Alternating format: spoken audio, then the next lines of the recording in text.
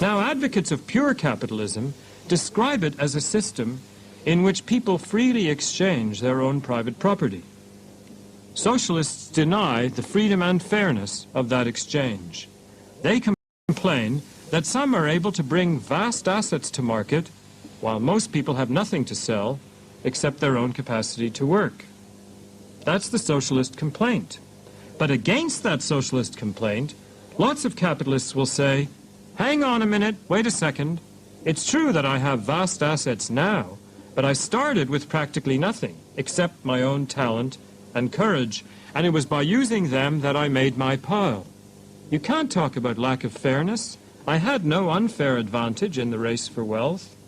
Well, the socialist might reply that it's pretty rare these days for a capitalist to begin with brains and grit alone, but I want to focus here on just such self-made capitalists, since their wealth does look pretty legitimate. Well, if you think about that wealth, what's it made of?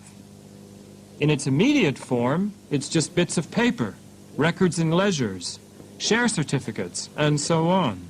But the reason why those things are valuable is that they entitle their possessor to material resources, to raw and transformed parts of nature, to iron ore that's been turned into steel, to factories and energy and power lines and tracts of land and minerals under the sea.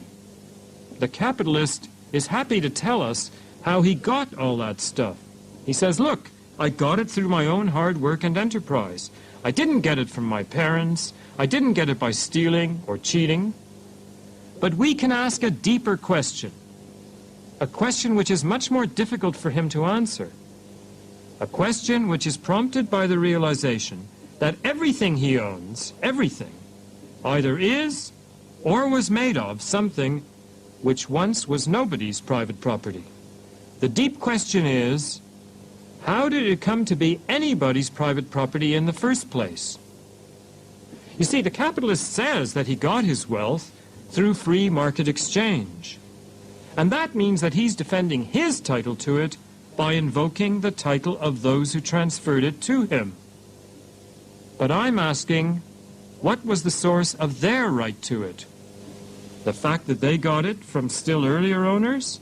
Well, that kind of justification can't go on forever. Eventually we're going to be pushed back to the very first private owners of land and the raw materials of nature. And they didn't get them from earlier legitimate owners. They simply took nature's resources.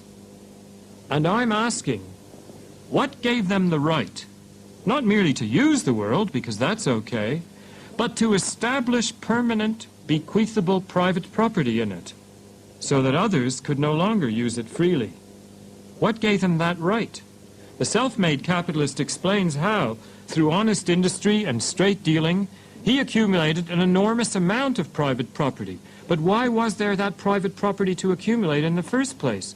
No story about the exchange and accumulation of private property can justify the transformation of things into private property in the first place. The fact that the world's resources were once privately owned by nobody and then grabbed supports the socialist idea that they should be restored to the people as a whole.